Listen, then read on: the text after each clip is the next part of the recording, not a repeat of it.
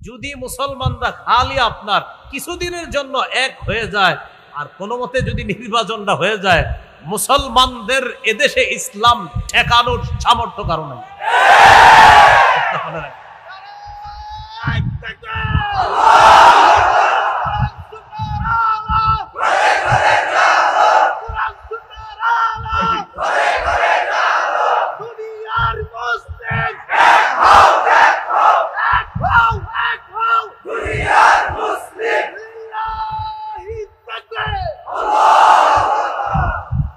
এখন আমরা এই এক হওয়াটা, এটা কিন্তু কুফরি শক্তিরা চায় না। আমাদের এক হওয়াটা কারা চায় না? কুফরি শক্তিরা চায় না। কিন্তু আমাদের না কিছুটা সময়ের জন্য হইল এক হয়ে যাওয়াটা একদম সময়ের দাবি এবং আমাদের প্রাণের দাবি। জানি না কি হয়, আল্লাহর কাছে আমরা দোয়া করতে থাকি। কে মাযহাবি, কে লামাযহাবি, কে ওয়াহাবি, কে সুন্নি, আপাতত এই বিষয়টা বাদ দিয়ে সবাই এক হয়ে যেতে হবে। শুনেন, কিছুদিন পরে আবার না হয় আমরা শুরু করলাম যে ভাই শোনো, এবার হাত কোথায় বাঁধবা, কদিন পরে শুরু করি। কখন?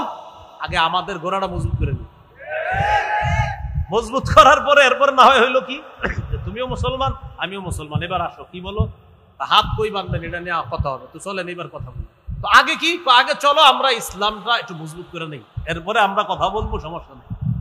তো এটা হলো আমার একটা প্রাণের দাবি, মনের দাবি। আপাতত এই ইয়াটা কিছুদিন অফ রেখে আপাতত মুসলমান সবাই ভ্রাতৃত্বের সম্পর্কটা বাড়ায়া। এখন গুরুত্বপূর্ণ কথা, ইসলামে আমি পরিপূর্ণভাবে প্রবেশ করেছি কিনা এটা জানার মৌলিক 5টা আলামত আছে।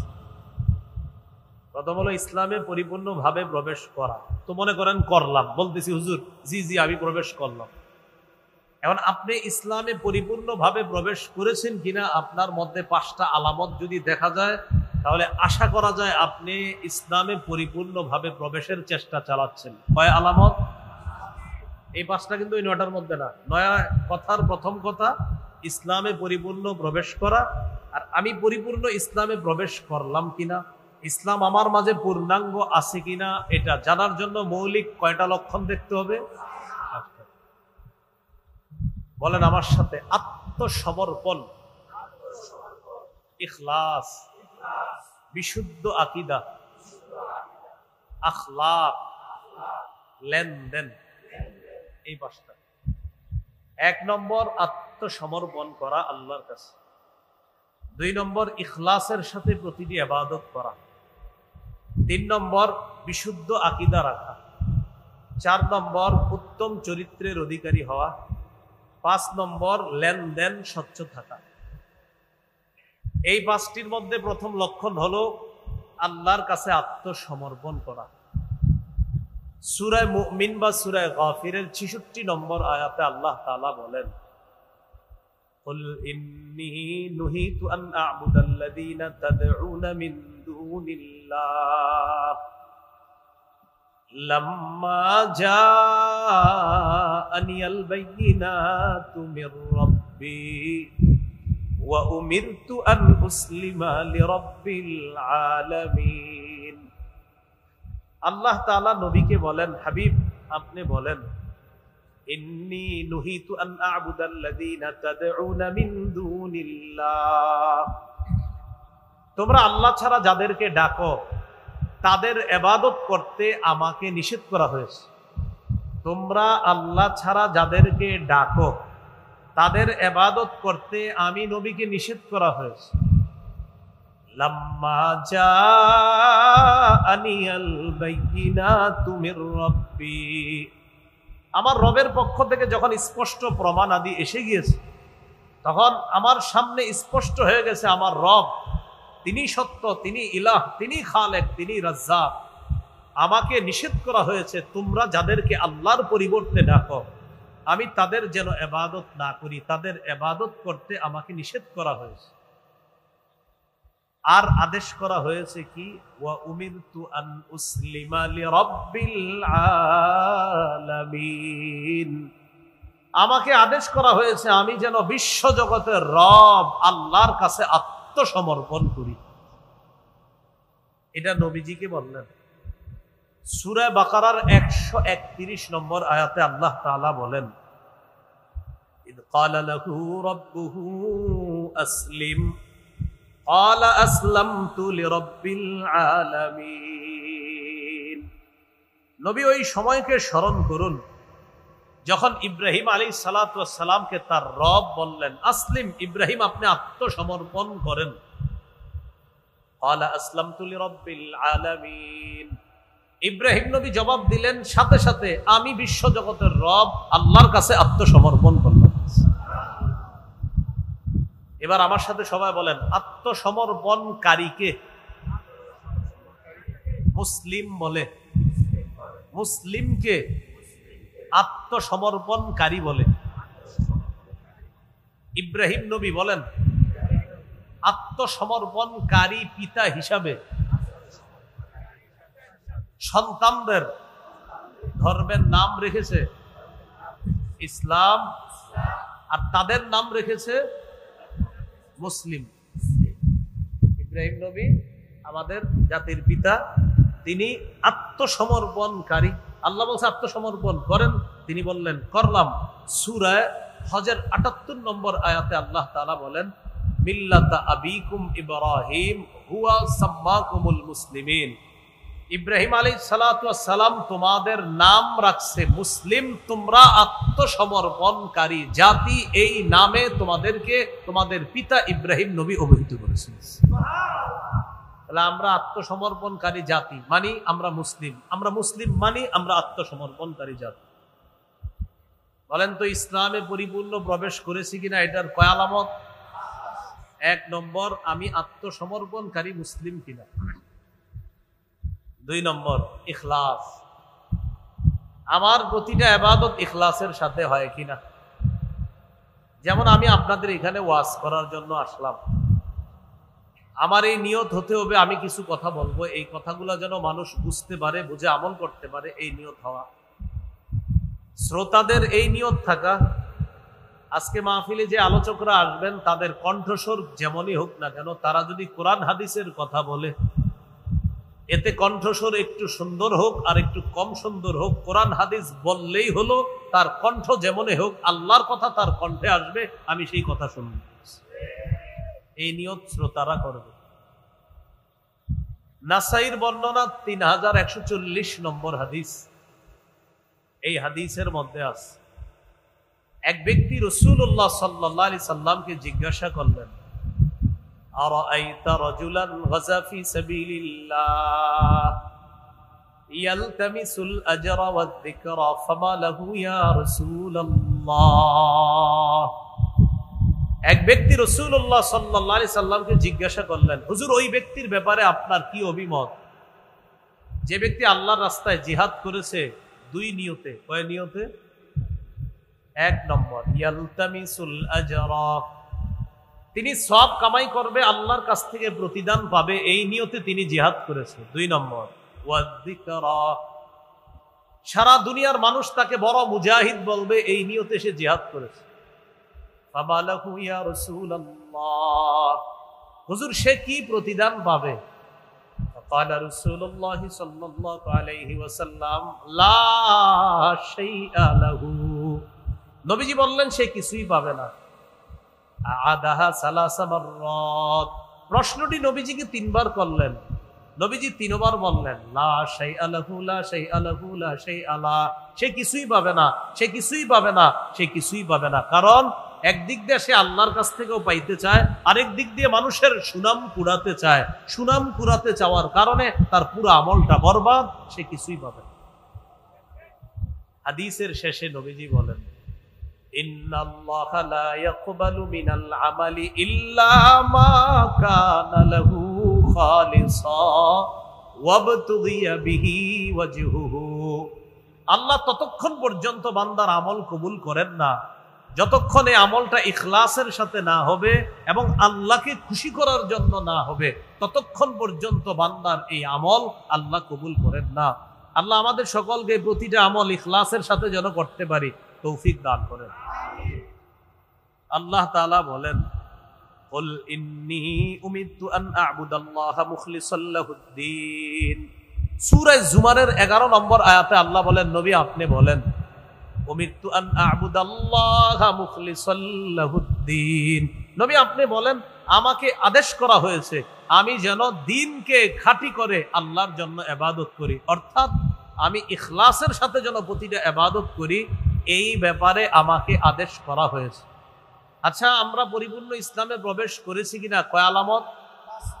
1 নম্বর আত্মসমর্পণ, 2 নম্বর ইখলাস, 3 নম্বর বিশুদ্ধ আকীদা। বলেন আমার সাথে, আকীদায় শিরিক থাকা যাবে না, বেদাত থাকা যাবে না। এখন দেখতে হবে আমার আকীদায় শিরিক আছে কিনা, বেদাত আছে কিনা। যদি শিরিক বেদাত থাকে আর যদি বলেন ইসলাম কায়েম করবো, ইসলাম কায়েম করবো, হবে না। আকীদায় শিরিক বেদাত থাকলে সর্বনাশ।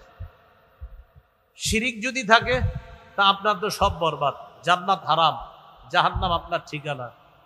সূরা নিসার 48 নম্বর আয়াতে আল্লাহ তাআলা বলেন, ইন্নাহু মান ইউশরিক বিল্লাহ ফাকাদ হারামাল্লাহু আলাইহিল জান্নাহ ওয়া মাওয়াহুন নার। যে ব্যক্তি আল্লাহর সাথে শিরিক করে, ফাকাদ হারামাল্লাহু আলাইহিল জান্নাহ, আল্লাহ তার জন্য জান্নাত হারাম করে দেয়, ওয়া মাওয়াহুন নার, তার ঠিকানা জাহান্নাম। তিরমিজির এক বর্ণনা, রাসূলুল্লাহ সাল্লাল্লাহু আলাইহি সাল্লাম বলেন, আতানি আতিম মির রাব্বি, আল্লাহর কাছ থেকে একজন ফেরেশতা আমার কাছে আসছে, ফাখায়্যারানি বাইনা আন ইউদখিলা নিসফা উম্মতি আল জান্নাহ ওয়া বাইনা আশ-শাফাআ। আমার কাছে এক ফেরেশতা এসে বলে, ইয়া রাসূলুল্লাহ, আপনার কাছে 2টা বিষয় নিয়ে আসছি, 2টার যে কোনো একটা আপনি গ্রহণ করতে পারেন। 1 নম্বর, আপনি চাইলে আপনার উম্মতের অর্ধেক জান্নাতে নিয়ে যেতে পারবেন। 2, আপনি চাইলে উম্মতের জন্য সুপারিশ করতে পারবেন, তবে আপনি 2টা নিতে পারবেন না, 2টার যে কোনো একটা গ্রহণ করতে হবে। কেন, আপনি কি অর্ধেক উম্মত জান্নাতে নিবেন না সুপারিশ গ্রহণ করবেন? আপনি জানায় দেন। فقال رسول الله صلى الله عليه وسلم اخترت الشفاعة। রাসূলুল্লাহ সাল্লাল্লাহু আলাইহি সাল্লাম বললেন, আমার অর্ধেক উম্মত জান্নাতে গেলে বাকিদের কি অবস্থা হবে? তাই আমি বুদ্ধি করে সুপারিশটাই গ্রহণ করলাম। আমি ততক্ষণ সুপারিশ করতেই থাকবো যতক্ষণ আমার উম্মতকে জান্নাতে নিতে পারবো। তবে সবাই বলেন, তবে সুপারিশ শুধু তাদের জন্য হবে যারা শিরিক করবে না। শিরিক যারা করবে না, এই সুপারিশ তাদের জন্য হবে। রাসূল সাল্লাল্লাহু আলাইহি সাল্লাম বলেছেন, ওয়াহিয়া লিমান লা ইউশরিকু বিল্লাহি শাইআ, এই সুপারিশ তাদের জন্য হবে যারা শিরিক করবে না। তাহলে আকীদা বিশুদ্ধ হওয়া, আকীদায় শিরিক রাখা যাবে না, বেদাত রাখা যাবে না। শিরিক মুক্ত আকীদা নিয়ে যেন কবরে যেতে পারি, আল্লাহ তৌফিক দান করেন। সহিহ বুখারীর বর্ণনা 6861 নম্বর হাদিস। এই হাদিসের বর্ণনাকারী আব্দুল্লাহ ইবনে মাসউদ রাদিয়াল্লাহু তাআলা তিনি বলেন, قال رجل يا رسول الله أي الذنب أكبر عند الله। এক ব্যক্তি রাসূলুল্লাহ সাল্লাল্লাহু আলাইহি সাল্লামের কাছে জানতে চাইলেন, হুজুর আল্লাহর কাছে সবচেয়ে বড় পাপ কোনটি? فقال رسول الله صلى الله عليه وسلم أن تدعو لله ندا وهو خلقك। আল্লাহ তোমাকে সৃষ্টি করেছেন, এই আল্লাহর সাথে অন্য কাউকে সমকক্ষ হিসাবে ডাকা, এটা হলো সবচেয়ে বড় পাপ। ক্বালা সুম্মা আইয়ুন ইয়া রাসূলুল্লাহ, প্রশ্ন করলেন এরপর সবচেয়ে বড় পাপ কোনটি? ক্বালা রাসূলুল্লাহ সাল্লাল্লাহু আলাইহি ওয়াসাল্লাম আন তাকতুলা ওয়ালাদাকা মাখাফাতা আন ইয়াতআমা মাআক। এরপর সবচেয়ে বড় অপরাধ তুমি তোমার সন্তানকে এই ভয়ে হত্যা করা যে সন্তান তোমার খাদ্যে অংশগ্রহণ করবে, এই ভয়ে সন্তানকে হত্যা করা। সন্তান প্লেটে খাবে, এই ভয়ে সন্তানকে হত্যা করা। এরকম হত্যাকাণ্ড এই এলাকায় ঘটে না, কিন্তু পৃথিবীতে ঘটে। এলাকা না ঘটলেও কোথায় ঘটে বলেন? পৃথিবীতে। কিভাবে ঘটে? এক সন্তান নেওয়ার পর 10 বছর আর সন্তান হয় না, 5 বছর সন্তান হয় না। কেন হয়? কে খাওয়াবে? তো এই জাতীয় মানসিকতা তো এইদিকে নাই, আমি ভাবছি নাই। তো এই যে এক সন্তান হয়, হওয়ার পরে আবার লম্বা সময় 5 বছর 7 বছর সন্তান হয় না। কেন হয় না? কে খাওয়াবো? আল্লাহ তাআলা বলেন, লা তাকতুলু আওলাদাকুম খাশিয়াতা ইমলাক। সূরা বনী ইসরাঈলের 32 নম্বর আয়াত আল্লাহ তাআলা বলেন ওয়ালা তাকতুলু আওলাদাকুম খাশিয়াতা ইমলাক। সূরা বনী ইসরাঈলের 33 34 এই আয়াতগুলা 32 33 34 আয়াতগুলাতে অনেকগুলা নিষেধাজ্ঞা আছে। এর মধ্যে একটা লা তাকতুলু আওলাদাকুম খাশিয়াতা ইমলাক, দারিদ্রতার ভয়ে তোমাদের সন্তানকে তোমরা হত্যা করো না। এখন বলেন এই যে অনেক মানুষ আর সন্তান দেয় না কেন, কই কে খাওয়াবে? আল্লাহ তাআলা বলেন নাহনু নারযুকুকুম ওয়া ইয়্যাহুম। আর 7 পারায় বলছে নাহনু নারযুকুকুম ওয়া ইয়্যাহুম, তোমাদেরকেও আমি খাওয়াই তাদেরকেও আমি খাওয়াই। বলেন বাপরে কে খাওয়ায়? সন্তানকে কে খাওয়াবে? তো এক জায়গায় বলছে নাহনু নারযুকুহুম ওয়া ইয়্যাকুম, সন্তানদেরকেও আমি রিজিক দেই তোমাদেরকেও আমি রিজিক দেই। আরেক জায়গায় বলছে নাহনু নারযুকুকুম, তোমরা যারা বাবা তোমাদেরকেও আমি রিজিক দেই, ওয়া ইয়্যাহুম, সন্তানদেরকেও আমি রিজিক দেই। ক্বালা সুম্মা আইয়ুন ইয়া রাসূলুল্লাহ, হুজুর এরপর সবচেয়ে বড় পাপ কোনটি? ক্বালা আন তুজানি হালিলাতা জারিকা, তুমি তোমার প্রতিবেশীর স্ত্রীর সাথে ব্যভিচার করা এরপর সবচেয়ে বড় পাপ। প্রতিবেশীর স্ত্রীর সাথে ব্যভিচার করা, প্রতিবেশীর স্ত্রী এলাকায় আমানত, তার দিকে খারাপ দৃষ্টি না দেওয়া প্রতিটা মুসলমান যুবক ছোট বড় সবার দায়িত্ব কর্তব্য। এলাকার একটা অন্যের স্ত্রী তার দিকে যেন কেউ খারাপ দৃষ্টি না দেয়, এটা ছিল এলাকাবাসীর দায়িত্ব কর্তব্য।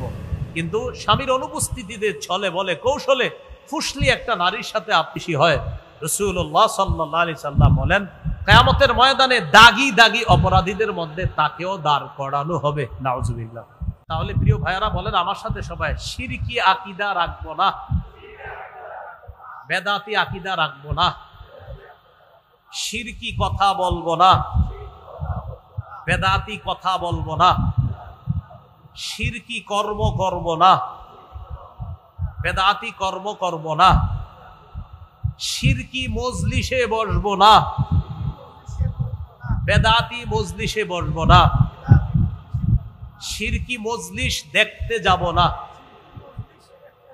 বেদাতি মজলিসও দেখতে যাব না। মনে থাকবে ইনশাআল্লাহ। ইসলামে প্রবেশ করেছি কিনা কয় লক্ষণ? 1 নম্বর আত্মসমর্পণ, 2 নম্বর ইখলাস, 3 নম্বর বিশুদ্ধ আকীদা, আকীদায় বেদাত থাকা যাবে না, শিরিক থাকা যাবে না। 4 নম্বর উত্তম চরিত্র, এটা জরুরি বিষয়। উত্তম চরিত্র এটা মসজিদের সামনের কাতারেই বোঝা যায় উত্তম চরিত্রের বিষয়টা। কোথায়? মসজিদের সামনের কাতার। সামনের কাতার যাও যাও। তা আপনি পিছে যাওয়াটা তো এইভাবে বলতে পারেন, একটু পিছনে যাও। তা আপনি এমন ভাবে বলছেন এই ছেলেটারে বয়স 10-12 বছর, তো হয়তো দৌড় দিয়া সামনের কাতারে চলে গেছে। ঠিক আছে, মুরব্বী বলছে এইভাবে, তো বলতে পারতেন বাবা তুমি পিছনে যাও আর একজন বড় মানুষ সামনে দাও। এই ছেলেটা আপনারা আগামী 10 দিন সালাম দিবে। আর ওই যে যখন এইভাবে বলবেন যাও যাও পিছনে যাও, আগামী 10 দিন তো সালাম দিবেই না। ওর আম্মারে গিয়ে বলবে আম্মা এই মসজিদে আর যাবো না। এই জন্য আপনার আখলাকটা মসজিদ থেকে আপনি দেখান না। এরপরে মসজিদে খুতবা চলতেছে, মাশাআল্লাহ খতিব সাহেব ভাষণ দিয়ে খুতবা দিতেছে, মুসল্লিরা একদম মনোযোগ সহকারে খুতবা শুনতেছে। ইতিমধ্যে এলাকার এক হোমলা চোমলা নেতা আইসা সবার ঘাট ডিঙায় সামনে যাইতেছে। এটা কোন ধরনের আখলাক দেখাইলেন আপনি? হ্যাঁ, এটা তো আপনি আখলাক দেখাইলেন, সুন্দর হলো না বিষয়টা? তো এই বিষয়গুলো বাংলাদেশে না থাকলেও পৃথিবীতে আছে। বাংলাদেশে আছে বলেই তো আমি বলছি।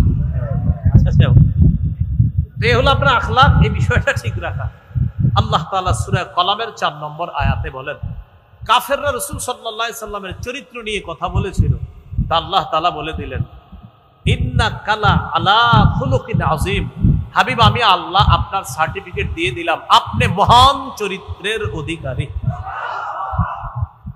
আনাস ইবনে মালিক রাদিয়াল্লাহু তাআলা আনহু বলেন খাদামতু রাসূলুল্লাহ সাল্লাল্লাহু আলাইহি সাল্লাম 10 সিনিন, আমি 10 বছর রাসূলুল্লাহ সাল্লাল্লাহু আলাইহি সাল্লামের খেদমত করলাম।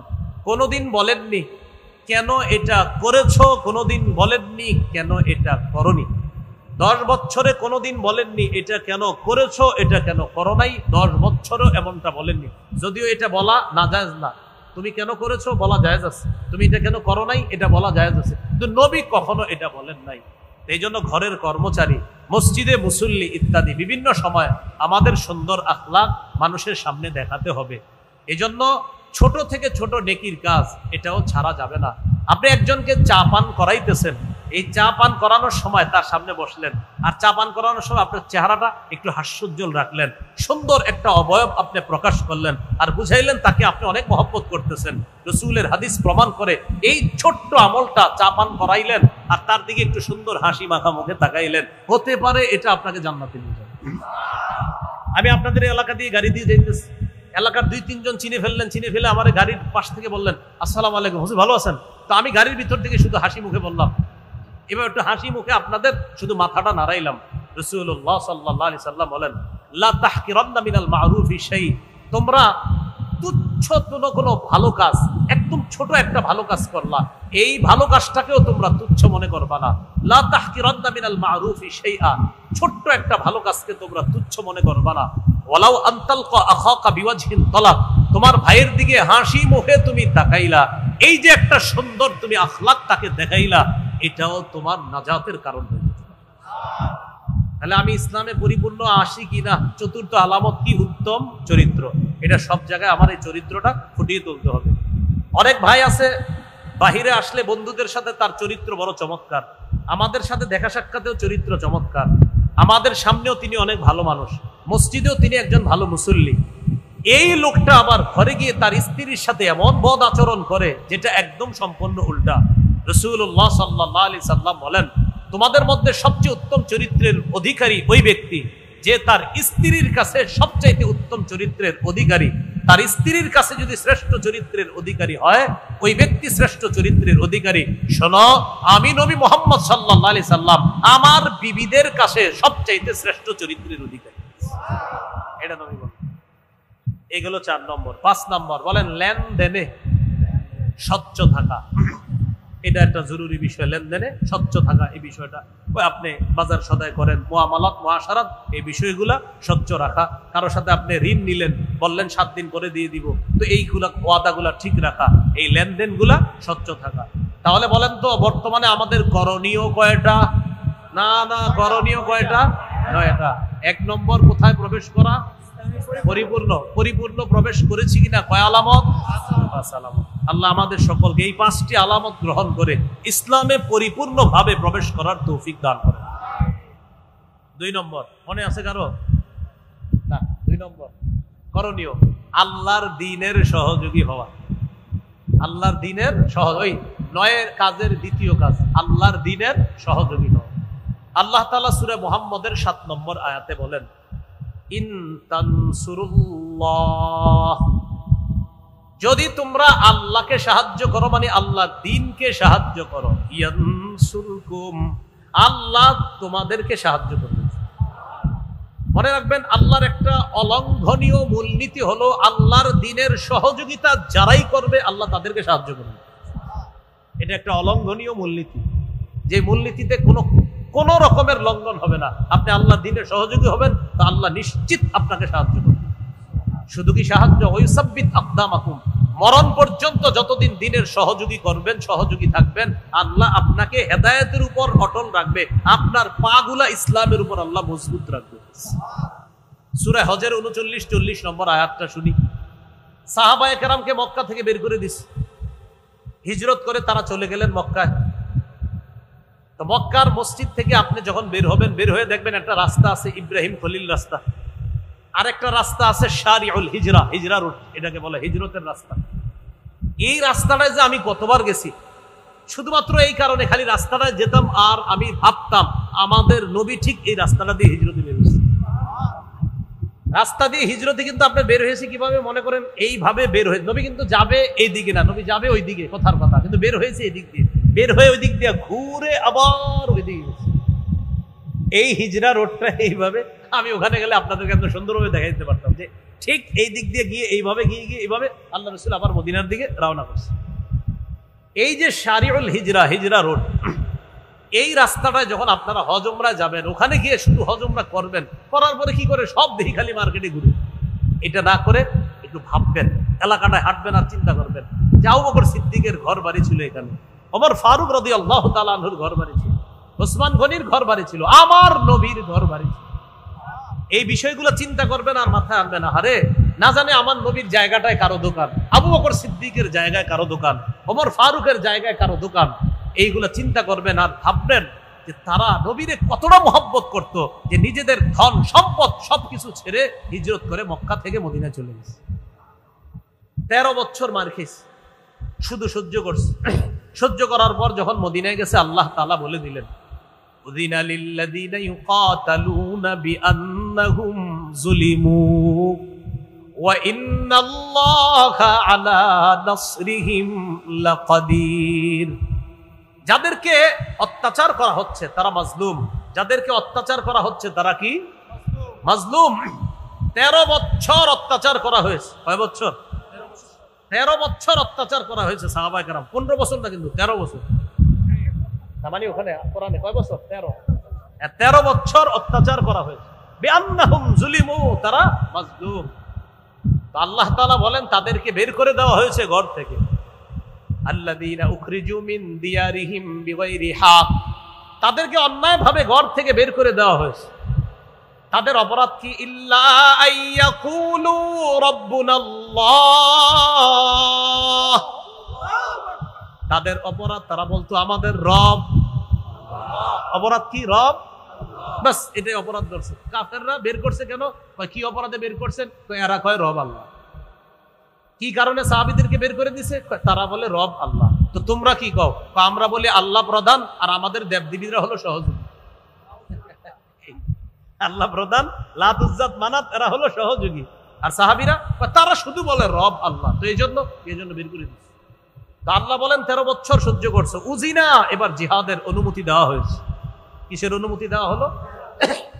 এরপরে 40 নম্বর আয়াতে আল্লাহর অলঙ্ঘনীয় সেই মূলনীতিটা আল্লাহ বলে দিচ্ছেন, ওয়ালা ইয়ানসুরান্নাল্লাহু মাইয়ানসুরুহ, যে ব্যক্তি আল্লাহকে সাহায্য করবে, আল্লাহর দ্বীনের সহযোগী হবে, তারা সংখ্যায় যদি 313 হয় অবশ্যই আল্লাহ তাদেরকে সাহায্য করবেন। সংখ্যায় যদি কম হয় আল্লাহ তাদেরকে কি করবেন? সাহায্য করবেন। হ্যাঁ, এটা হলো আল্লাহর অলঙ্ঘনীয় বিধান। প্রিয় ভাইরা, সংখ্যায় যদি কম হন, তো আল্লাহর দ্বীনের সহযোগী হন, আল্লাহর ওয়াদা আমি আল্লাহ তোমাদেরকে সাহায্য করব। তাহলে কি শিখলাম আমরা? আল্লাহ তৌফিক দান করেন।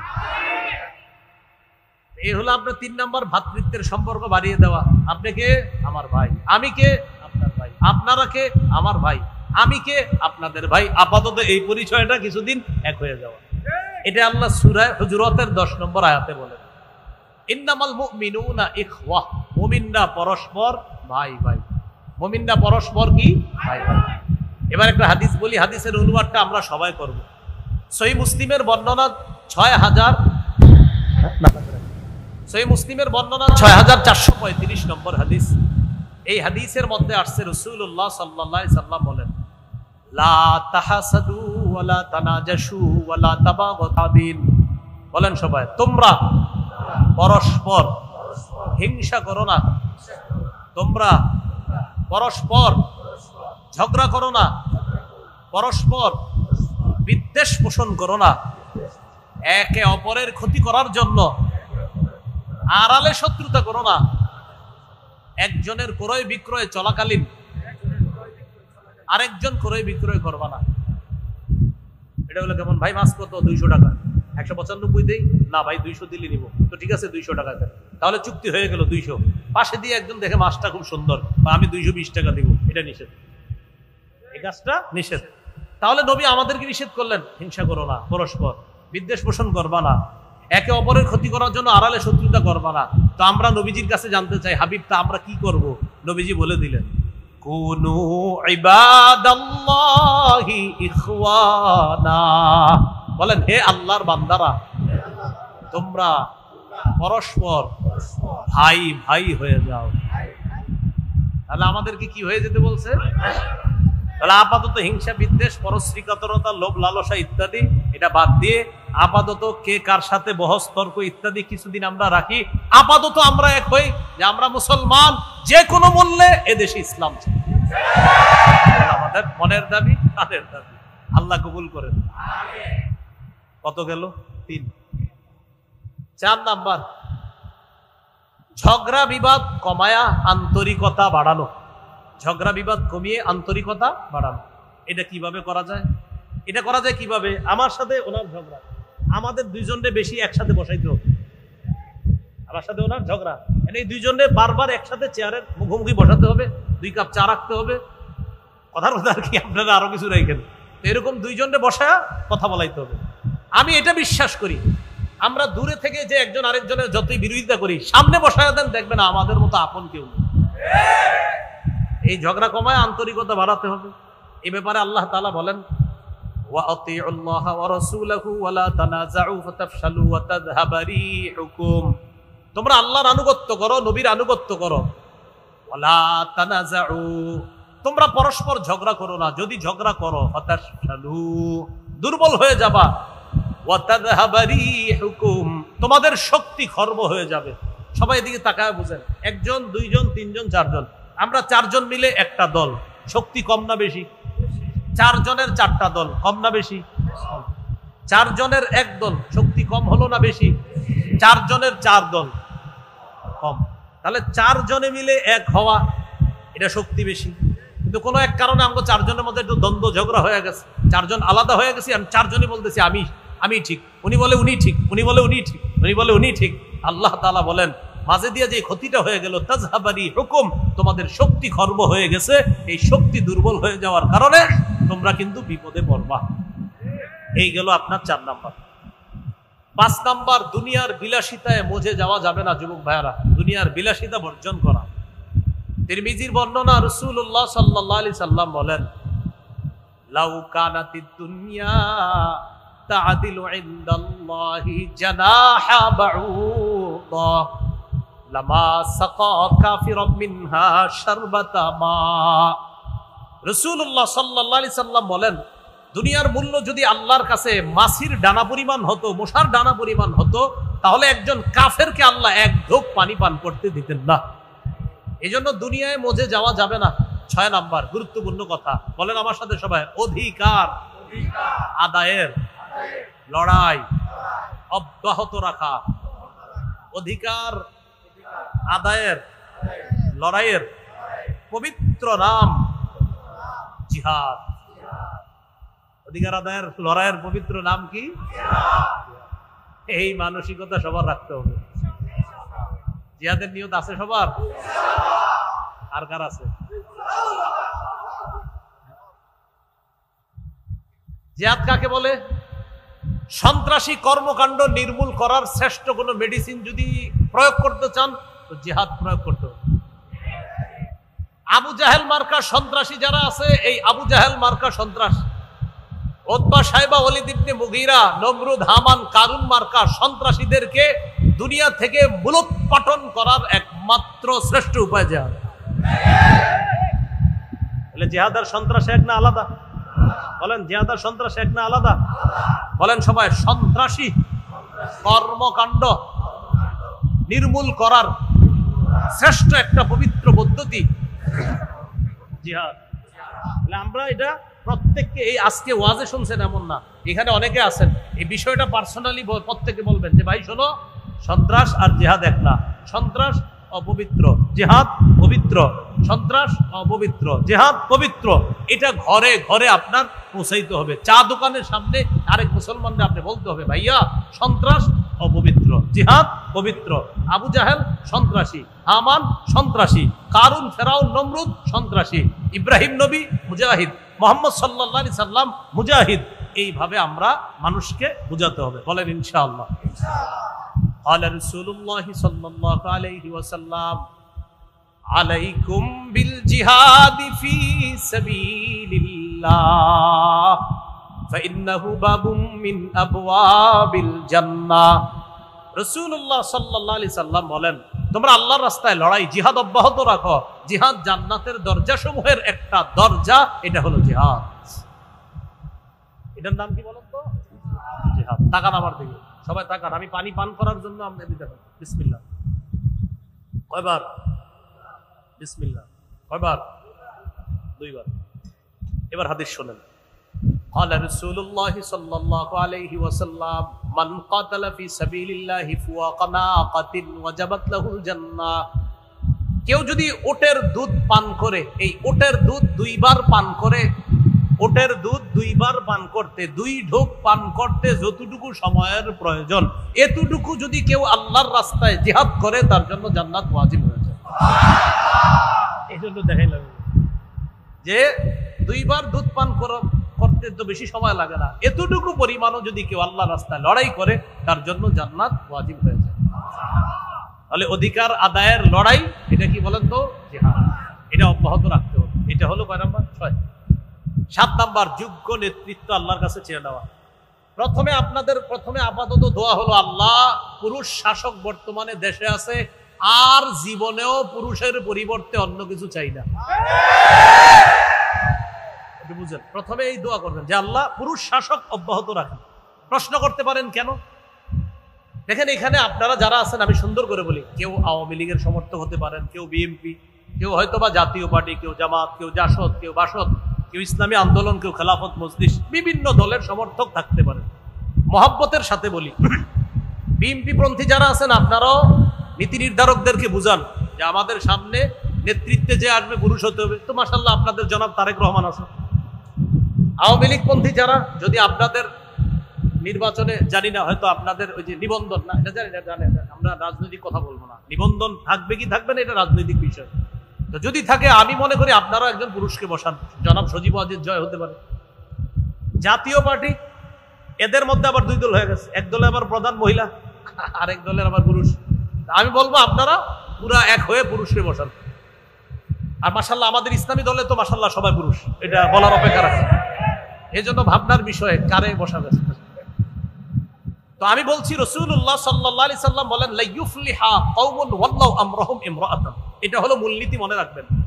রাসূলুল্লাহ সাল্লাল্লাহু আলাইহি সাল্লাম বলেন, ওই জাতি কিছুতেই কখনোই সফল হবে না, ওই জাতি কিছুতেই সফল হবে না। আবার বলছি, বলেন, ওই জাতি কিছুতেই, আবার ওই জাতি কিছুতেই, যারা তাদের নেতৃত্বে কোনো নারীকে বসায়। বাস সোজা হিসাব, নবীজির বক্তব্য। নবীজি বলে দিয়েছেন, যারা তাদের দায়িত্বে কোনো নারীকে বসাবে এই জাতি কখনো সফল হবে না। এই জন্য আমি কিন্তু মহব্বতের সাথে বলছি, আপনারা যেই দলে করেন সবাই আপনাদের পুরুষ নীতি নির্ধারক যারা, তাদের সাথে কথা বলেন। আমি রাজনীতি বক্তব্য পারিও না, বলিও না, কিন্তু আমি শুধু বললাম পরামর্শ হিসাবে, যদি সফলতা চান পুরুষ লাগবে। এটা রাসূল সাল্লাল্লাহু আলাইহি সাল্লামের মূলনীতি। সফলতা চাও তো এই জাতি কিছুতেই সফল হবে না যদি তারা তাদের নেতৃত্বে কোনো নারীকে বসায়, তারা কখনো কি হবে না? সফল হবে না। আল্লাহ আমাদের সকলকে কথাগুলা বুঝে শুনে আমল করার তৌফিক দান করেন। এবার পুরুষ যে শাসকটা হবে, আল্লাহর কাছে দোয়া করতে হবে, আল্লাহ এমন একজন শাসক বানায়া দেন যিনি মৌলিকভাবে আমাদের দেশে 4টি বিধান প্রথমে বাস্তবায়ন করবে। কয়টি? 4টি বিধান বাস্তবায়ন করবে। আল্লাহ তাআলা বলেন, আল্লাযীনা ইম্মাক্কান্নাহুম ফিল আরদ আকামুস সালাহ ওয়া আতাউজ যাকাতা ওয়া আমারু বিল মা'রুফি ওয়া নাহাউ আনিল মুনকার। সূরা হজের 41 নম্বর আয়াত। আল্লাহ তাআলা বলেন, আমি যাদেরকে শাসন ক্ষমতায় বসাবো তাদের মৌলিক কাজ হবে 4টা। কয়টা? বলেন, নামাজ কায়েম করা, যাকাত আদায় করা। যাকাতের বিধান যদি রাষ্ট্রীয়ভাবে চালু হয়ে যায়, সুদ সালাম দিয়ে ভাগবে। সুদ বলবে আমি আর থাকবো না, আমি বড় বিপদে আছি। কেন? যাকাত যেইভাবে শুরু হয়েছে আমি সুদ আর টিকতে পারবো। এলো 2 নাম্বার। 1 নাম্বার নামাজ কায়েম করা, 2 নাম্বার যাকাত বিধান পালন করবে, এটা হলো শাসকের দ্বিতীয় কাজ হবে। 3 নাম্বার ওয়া আমারু বিল মা'রুফ, নেক কাজের আদেশ করবে। 4 নাম্বার ওয়া নাহাউ আনিল মুনকার, অসৎ কাজ থেকে নিষেধ করবে। এই হবে শাসকের 4টা কাজ। তো অসৎ কাজ থেকে নিষেধ করবে, এখানেই তো সব আইসা যায়। এখানে আপনার সবকিছু এসে যায় যে কোন ধরনের দুর্নীতিকে যিনি প্রশ্রয় দিবেন না, এমন একজন শাসক হবে। তাহলে আমরা আল্লাহকে আজকে থেকে, আমি যত মাহফিলে যাইতেছি, প্রায় মাহফিলে বা প্রায় জায়গায় ওয়াদা করাই যে ভাই আল্লাহর কাছে ডেলি প্রতিটা মুসলমান 2 রাকাত নামাজ, অতিরিক্ত সালাতুল হাজত এই নিয়তে পড়বেন, আল্লাহ মরণের আগে যেন এদেশে কোরআনের আইন দেখে যেতে পারি। 2 রাকাত নামাজ এই নিয়তে পড়বেন। মুসলমান হিসাবে আমার ধর্মীয় গ্রন্থ কোরআন, আমি আল্লাহর কাছে দোয়া করবো, আল্লাহ কোর্ট, সুপ্রিম কোর্ট, হাইকোর্ট, জজ কোর্ট, সংসদে আল্লাহ কোরআনের বিধান এটা দেখতে যাই। এখন আপনার হিন্দু বন্ধু কলিগ যারা চাকরি করে তাদেরকে বুঝাইতে হবে এইভাবে। তারা বলবে, আচ্ছা তুমি যেহেতু ইসলামের জন্য দোয়া করো, কি হবে বলো তো? বলবেন, ইসলাম যদি জিতে যায় আমিও নিরাপদ, তুমিও নিরাপদ। হিন্দুকে কি এই বিষয়টা অমুসলিমদেরকে আমরা মুসলমানরা বুঝাতে হবে। হিন্দু, বৌদ্ধ, খ্রিস্টান সবাই ইসলাম যদি কায়েম হয় সবাই নিরাপদ থাকবে। যার প্রমাণ বন্যায় অসংখ্য অগণিত অমুসলিম মসজিদ মাদ্রাসায় আছে। আল্লাহ কথাগুলো বুঝার তৌফিক দান করে। এগুলো 7 নম্বর। 8 নম্বর শুরা ব্যবস্থা। শুরা ব্যবস্থা, পরামর্শ করে কাজ করা, এটা খুব জরুরি। যেমন উপদেষ্টা মন্ডলী এখন যারা, তারা দেখা যাইতেছে মাসে মাসে ওই রাজনৈতিক দলগুলোর সাথে পরামর্শ করে, এটা একটা ভালো দিক। তারা যে পরামর্শ করে এটা কিন্তু ভালো দিক। পরামর্শে অনেক কিছুর সমাধান আসে, এই পরামর্শ এটা জরুরি। বাকি পরামর্শ শুরা ব্যবস্থা, এটা ইসলামী একটা শুরা ব্যবস্থা। এই বিষয়ে কথা বলা দরকার সবাই। এই শুরা জিনিসটা কি, খতিব সাহেবরা জিজ্ঞাসা করবে শুরা জিনিস কি, এই বিষয়গুলো বেশি বেশি আলোচনা হওয়া দরকার, এগুলো বোঝা দরকার। আল্লাহ তাআলা বলেন ওয়াশাবিরহুম ফিল আমর, নবী আপনি তাদের সাথে যে কোনো বিষয়ে পরামর্শ করেন, পরামর্শ করার পর ফাইদা আযামতা, আপনি যখন দৃঢ় প্রতিজ্ঞা করে ফেলবেন, ফাতাওয়াক্কাল আলাল্লাহ, তখন আল্লাহর উপর ভরসা করবেন। তাহলে 8 নাম্বার শুরা ব্যবস্থা, এটা জোরদার করা। আর এই বিষয়গুলো আমরা খুব গুরুত্ব সহকারে নেওয়া। শুধু দাওয়াতে তাবলীগের সাথী ভাইরা পরামর্শ করে, মাশওয়ারা করে, মাশওয়ারার কাজটা সুন্নতটা ঘরে ঘরে চালু করতে হবে। আপনারা পারিবারিক মিটিং গুলো করেন না, মিটিং এর নাম দিবেন মিটিং না, বলবেন শুরা, মাশওয়ারা। হ্যাঁ, মাশওয়ারা দিবেন, যে ঘরে বলবেন আজকে আমাদের পারিবারিক মাশওয়ারা আছে। তো মিটিংটা না বলে আমরা একটা ইসলামী শব্দ বলি, সমস্যা কি, কি বলবো, মাশওয়ারা। আপনারা 4জন 5জন ব্যবসায়ী একসাথে ব্যবসা করেন, তো বলবেন ভাই আগামীকাল আমরা 5 জন একসাথে বসতে হবে, কেন কোনো মিটিং আছে ভাই, এই জায়গায় এটা না বলে বলবেন ভাই কোনো মাশওয়ারা আছে, হ্যাঁ আমাদের আগামীকালকে 5 জন ব্যবসায়ী একটা মাশওয়ারা আছে। আমি চাইতেছি ইসলামী এই যে আপনার কথাগুলা, এই ইসলামী শব্দগুলা, এটা মুসলমানদের মুখে মুখে উচ্চারিত হোক, এই শব্দগুলা। এগুলো 8 নম্বর। 9 নম্বর বলেন শত্রুকে কোনোভাবেই বন্ধু ভাবার সুযোগ নাই। শত্রুকে বন্ধু বানানো যাবে না। হ্যাঁ, মাঝে মাঝে অভিনয় করতে পারি আমরা, যে হ্যাঁ হ্যাঁ ঠিক আছে ঠিক আছে, তুমি, এর মানে এরকম না যে তুমি আমার বন্ধু। রাসূল সাল্লাল্লাহু আলাইহি সাল্লাম মদিনায় গেছে, ইহুদিদের সাথে কিছু বিষয়ে চুক্তি করছিলেন, তোমাদের বিপদে আমরা পাশে দাঁড়াবো, আমাদের বিপদে তোমরা পাশে দাঁড়াবো। এর মানে কি তাদের ইহুদিবাদকে সমর্থন করা? হ্যাঁ, আমাদের শত্রু যারা, তাদেরকে এরকম বলতে পারি মাঝে মাঝে, হ্যাঁ হ্যাঁ ঠিক আছে আপনাদের এই কাজ, এটা ঠিক আছে, এটা ঠিক না, এটা ঠিক। মনে মনে রাখতে হবে চান্দু তুমি কিন্তু আমার শত্রু, মনে মনে রাখতে হবে। কারণ আল্লাহ তাআলা সূরা মাইদার 51 নম্বর আয়াতে বলছে, ইয়া আইয়ুহাল্লাযীনা আমানু লা তাত্তাখিযুল ইয়াহুদা ওয়ান নাসারা আউলিয়া, হে ঈমানদারগণ, ইহুদি খ্রিস্টানদেরকে অভিভাবক রূপে গ্রহণ করো না, এদেরকে বন্ধু বানাও না। বাদুহুম আউলিয়া বাদ, তারা একে অপরের বন্ধু। সাময়িক সময়ের জন্য মনে হবে সে তোমার উপকার করতে চায়, মনে রাখবা তোমার উপকারের পিছনে সে 1000টা ক্ষতি করতে চায়। আল কুফরু মিল্লাতুন ওয়াহিদা, সমস্ত কুফরি শক্তিগুলা এক, এটা মনে রাখতে হবে। কুফরি শক্তি যদি এক হতে পারে, আমরা সব মুসলমানরা কেন এক হতে পারবো? এই হলো 9 নম্বর কথা, যে শত্রুকে বন্ধু হিসাবে গ্রহণ করা যাবে না, শত্রুকে শত্রু মনে করতে হবে। বলেন তো আমরা এদেশে ইনশাআল্লাহ ইসলামী মূল্যবোধে ইসলাম কিভাবে সামনের দিকে এগিয়ে নেওয়া যায়, এজন্য আপাতত আমাদের মৌলিক কয়টা কাজ করতে হবে? 9টা কাজ করতে হবে। 1 নাম্বার, পরিপূর্ণ কোথায় প্রবেশ করতে হবে? ইসলামে আমি পরিপূর্ণ প্রবেশ করেছি কিনা, কয় লক্ষণ? 1 নম্বর আত্মসমর্পণ, 2 নম্বর ইখলাস, 3 নম্বর বিশুদ্ধ আকীদা, 4 নম্বর আখলাক, 5 নম্বর লেনদেনে স্বচ্ছ থাকা। 9 কাজের দ্বিতীয় কাজ আল্লাহর দ্বীনের সহযোগী হওয়া। 3 নম্বর ভ্রাতৃত্বের সম্পর্ক জোরদার করা, বাড়ানো। 4 নম্বর ঝগড়া বিবাদ কমিয়ে আন্তরিকতা বাড়ানো। 5 নম্বর দুনিয়ার বিলাসিতায় মজে যাওয়া যাবে না, এটা বিসর্জন করতে হবে। 6 নম্বর অধিকার আদায়ের লড়াই, এটা জেনে বুঝে অব্যাহত রাখতে হবে, এটার নাম জানি কি? 7 নম্বর যোগ্য নেতৃত্ব আল্লাহর কাছে চেয়ে নেওয়া। বলেন তো কোন নেতৃত্বে কখনোই সফলতা হবে না? হ্যাঁ, এটা মাথায় রাখতে হবে। এটা হলো আপনার 7 নম্বর। 8 নম্বর শুরা ব্যবস্থা। 9 নম্বর আমরা শত্রুকে শত্রুই ভাবতে হবে, বন্ধু ভাবার সুযোগ নাই। শত্রু যদি কখনো বন্ধুত্বের হাত বাড়ায়, সেখানে মনে মনে শত্রু রেখেই তার সাথে আমাদের কোনো কথা হতে পারে, বন্ধু ভাবার কোনো সুযোগ নাই। আল্লাহ আমাদের সকলকে এই কথাগুলা বুঝে শুনে, আমি কথাগুলা রাখলাম, ওলামা হযরতরাও শুনছেন, আপনারা এই 9টাকে ব্যাখ্যা করে আরো অনেক বড় কিছু করতে পারেন, কোনো নিঃসন্দেহে। তা আমার কাছে মনে হলো আর কি এই 9টা বিষয়ে গুরুত্ব দেওয়া, হতে পারে আরো বেশি কিছু আছে। আল্লাহ আমাদের সকলকে যে কথাগুলো শুনলাম বললাম আমল করার, আমরা কি উঠবো না, আমল করার তৌফিক দান করেন। ছাত্রদেরকে পাগড়ি দেওয়া হবে, ওই আপনার পুরস্কার আছে, এটা দেওয়া হবে। এরপর আমরা যাব কয়েকটা ঘোষণা দিতে বলা হয়েছে। মিম্বরের আমানত যাদের লাগবে গাড়ি থেকে সংগ্রহ করবেন। মিম্বরের আমানত আছে কাদের কাছে? আপনাদের কারো কাছে? আমার সংকলনটা মাশাআল্লাহ হুজুরদের কাছে থাকলে হবে না, সাধারণ জনগণের কাছে থাকতে হবে। হ্যাঁ, আলেমদের কাছে তো আছেই। 1 নম্বর খণ্ডে হলো সন্তানের 64টা অধিকার। 2 নম্বর খণ্ডে আপনার হালাল হারাম, কুফর শিরিক বেদাত 2 নম্বর খণ্ডে আজকের আলোচনা। কুফর শিরিক বেদাত পাবেন 2য় খণ্ডে।